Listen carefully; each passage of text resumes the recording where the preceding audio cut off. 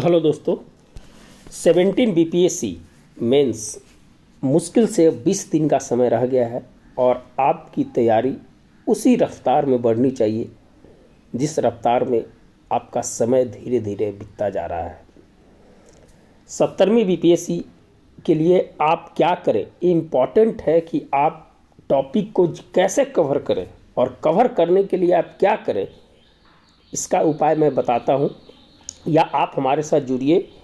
160 page का GS1 GS2 का और आपका एसे का पूरा एक बंच मिलेगा और 10 घंटे में आप उसका तैयारी कर सकते हैं।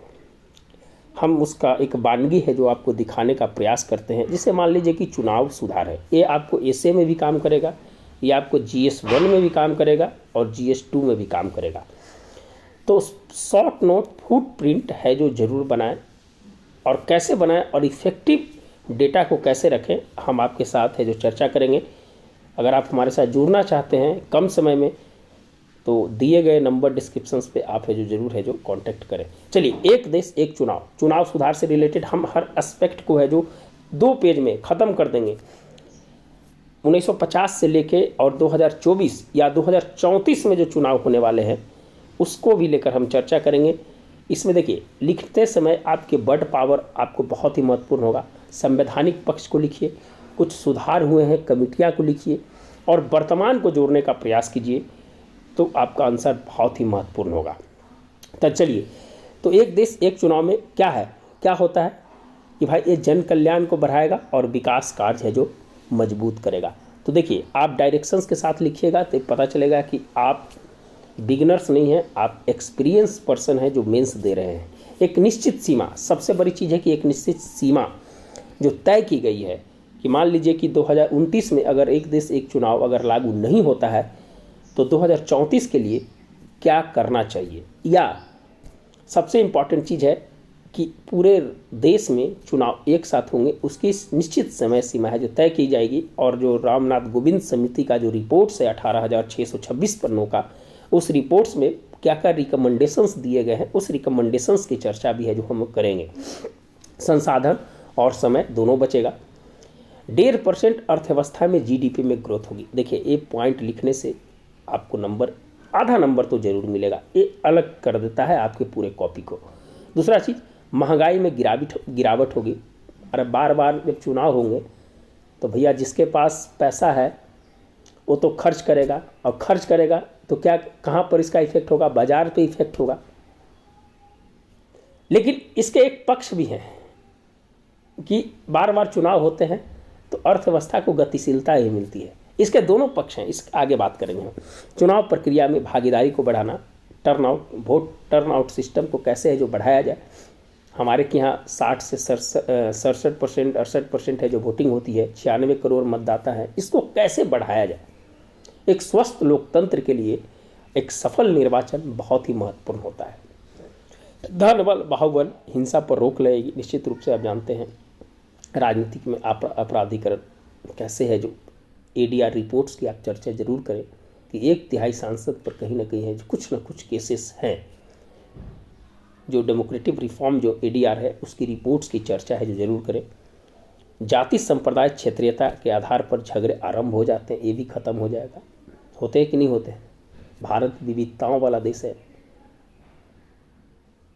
तो यहाँ पर बहुत सारी समस्याएं हैं। उस समस्याओं को कैसे निजात पाया जाए उसको लेकर भी ये चुनाव बहुत ही, क्योंकि भारत चुनावी मोड में रहता है। भारत में 28 राज्य हैं और हर साल 3 से 4 बार चुनाव होते हैं। तो बहुत सारी MCC की बात हो गई, प्रशासनिक समस्या की बात हो गई, तो ये सब चीज़ है जो कारण आपको है जो लिखना है वहाँ पर।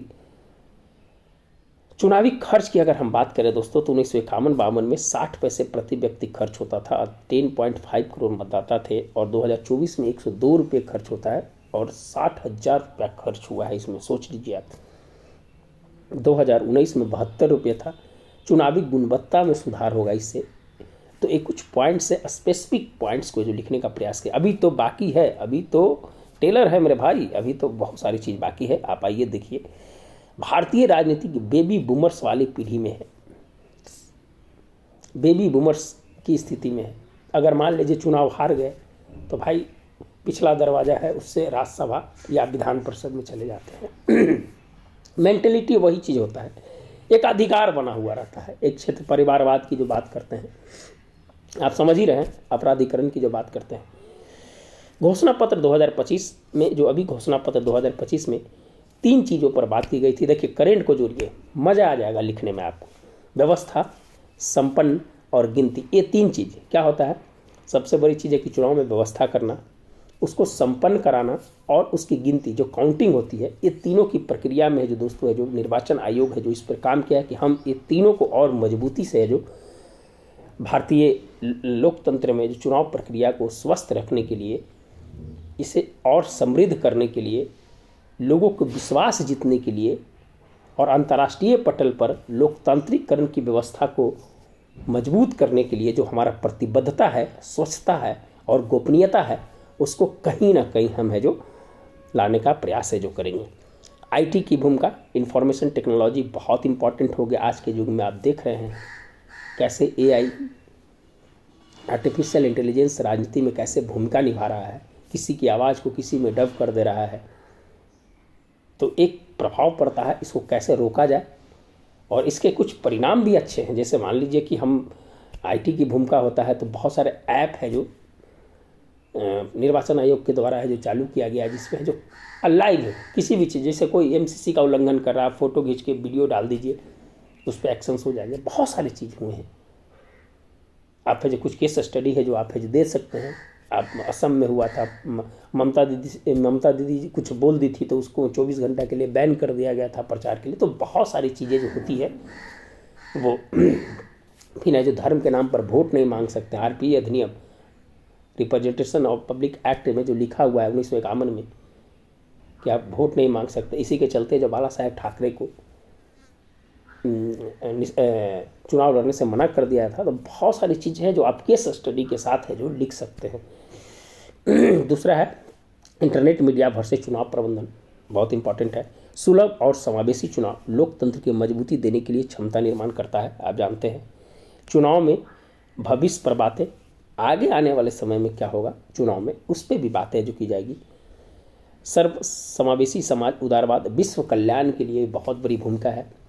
दृष्टिगत मतदाताओं के लिए जो जान रहे हैं कि जो निशक्त हैं, जो दृष्टिहीन हैं, जो नहीं देख पाते हैं, उनके लिए है जो दोस्तों है जो एक है जो टेक्स्ट टू स्पीच लाने का प्रयास कर रहा है, क्योंकि अपना अधिकार को जानने का कहीं ना कहीं उनका हक है कि हम वोट कहाँ दे रहे हैं, किसी के सहारे नहीं रहे।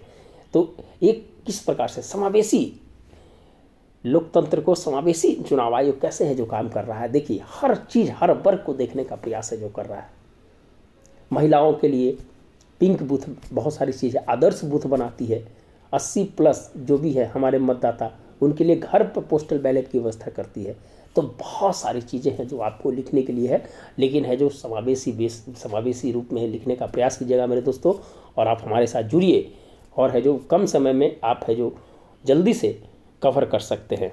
मतदान प्रतिशत को बढ़ाना, कंपेयर टू अदर कंट्रीज अगर करते हैं तो भारत और अमेरिका का कुछ देख लेते हैं कि भारत समृद्ध लोकतंत्र है और अमेरिका विशाल लोकतंत्र है। 64 करोड़ मतदाता है जो हमारे क्या हैं, जो पिछले बार इस बार मतदान किए हैं। 96 करोड़ में 64 करोड़ मतदाता मतदान किए हैं। काउंटिंग अवधि 1 दिन है, जब अमेरिका में 37 करोड़ मतदाता हैं और 42 करोड़ जनसंख्या है, 16 करोड़ मतदाता हैं, वहाँ काउंटिंग 2-3 दिन में लगती है। तो कहीं ना कहीं हमारा चुनाव व्यवस्था बहुत बढ़िया है।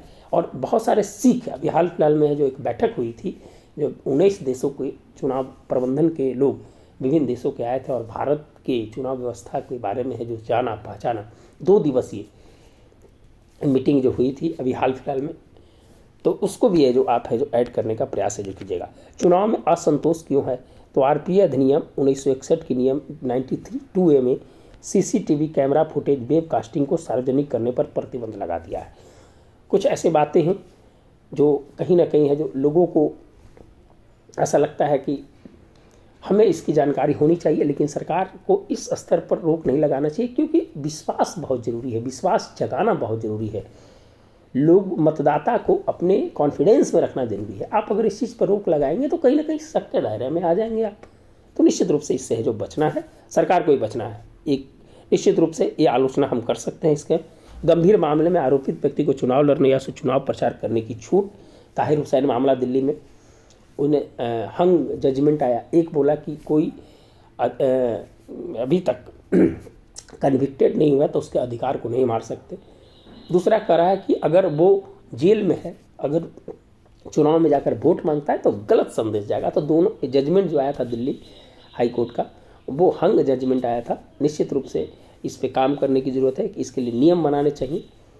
आगे चुनावी बॉन्ड असंवैधानिक घोषित कर दिया गया है। आप जानते हैं 2017 में आया था और 2017-18 के बजट में 18 से चालू हुआ था। Paid news. आप एक केस स्टडी दे दीजिए। नरोत्तम मिश्रा जी का जो एमपी में थे, उनको जो चुनाव लड़ने से मना कर दिया गया था। तो कुछ ऐसे केस स्टडी के साथ है जो फेक न्यूज़ जो चल रही है उस पर कैसे कंट्रोल किया जाए। फ्री बीज सुविधा बहुत इम्पॉर्टेंट मामला है भाई, ये अभी आने वाला समय में, तो इसको देखना है। अब हमारी चुनाव व्यवस्थाएं प्रतिबद्धता, पारदर्शिता और गोपनीयता स्वतंत्र, समृद्ध, समावेशी लोकतंत्र स्थिरता के लिए अनिवार्य है। अब इसके जो पिलर हैं, 6 पिलर हैं, तकनीक, नियामक, नियंत्रण, निर्देशन, प्रशासनिक और निगरानी, ये 6 पिलर पे है जो पूरी काम करती है। और इसके सुधार करने के लिए अगर हम बात करें तो संस्थागत सुधार किया जा सकता है। दलों के अंदर है जो आंतरिक लोकतंत्र की व्यवस्था है जो की जा सकती है। चुनाव में बीटीएन, जिसके बारे में हम कह सकते हैं कि अपारदर्शी बीटीएन जो होता है, और निश्चित रूप से है जो ऑडिटिंग नहीं कराया जाता है, काले धन को, खजाना को खपत किया जाता है, कॉरपोरेट वित्तीय जो यहाँ पर सबसे ज़्यादा काम करती है, तो उस सब को कहीं ना कहीं है जो ख़त्म करने की ज़रूरत है, और नहीं तो एक नियम बनाने की ज़रूरत है। बाहुबली भ्रष्टाचार राजनीति में जो प्रवेश कर रहे हैं उनको लेकर कहीं ना कहीं है जो रोकने की ज़रूरत है। बहुत सारी समितियाँ इसमें बनी, बोहरा समिति है, इंद्रजीत गुप्ता समिति है ना, ये पीसा समिति है। प्रशासनिक आयोग के द्वारा, विधि आयोग के द्वारा बहुत सारे रिकमेंडेशंस है जो किए गए हैं, है ना। तो वो सब चीज़ को आपको है जो लिखना है, जो बहुत ज़रूरी है। चुनाव में मीडिया की भूमिका कैसे है, जो मीडिया है जो प्रभावित करती है चुनाव को, एक पक्ष को दिखाती है, तो आप अपने तर्क है जो रख सकते हैं, समझ गए। और इसमें जब सुधार में आप लिख रहे हैं तो ऐसा होना चाहिए कि भाई राइट टू रिकॉल सिस्टम होना चाहिए, समझ गए। तो आप अपने सजेशंस दे सकते हैं इसको, और टर्न आउट बढ़ाने के लिए इसे है जो आधार से जोड़ने की जो बात अभी चल रही है, एक नया नंबर है जो यूपी नंबर एक देने की है जो बात की जा रही है कि कहीं भी आप जा रहे हैं तो आपका रहेगा। इससे है जो फोकस वोटिंग नहीं होगी, समझ गया। हरित चुनाव कराने की जो बात, पर्यावरण आधारित, ये नहीं कि ये जो ध्वनि प्रदूषण, प्रकाश प्रदूषण, सब चीज़ है जो आप कर रहे हैं तो उस पर भी रोक लगानी चाहिए। पर्यावरण आधारित है जो हमारा चुनाव होना चाहिए, समझ गया। तो बहुत सारी चीज़ें हैं जो आप है जो लिख सकते हैं इसमें, है ना। तो निष्कर्ष में लिख सकते हैं कि हमारी चुनाव व्यवस्थाएं समृद्धि, समावेशिता और अखंडता से कहीं ना कहीं है जो परिफुलित है, और भारत में चुनाव को कराने के लिए जो स्वस्थ लोकतंत्र की जो परिकल्पना जो हमारे संविधान सभा के द्वारा रखी गई थी, और आधुनिकता में भी कहीं ना कहीं है जो वो परिलक्षित दिखाई देता है, दृष्टिलत दिखाई देता है। और कहा जा सकता है कि हमारी व्यवस्थाएं एक मजबूत है, हमारी व्यवस्थाएं स्वच्छ है, हमारी व्यवस्थाएं है जो समावेशी है, जिसमें है जो सभी को राजनीतिक अधिकार देने की है जो बात है जो की जाती है। आप इस तरह के क्लोजिंग कमेंट के साथ है जो लिख सकते हैं, और हमने है जो हर चीज़ को है जो बताने का प्रयास किया, और उम्मीद करते हैं कि आप ज़रूर है जो यहाँ से कुछ ना कुछ है जो सीखे होंगे।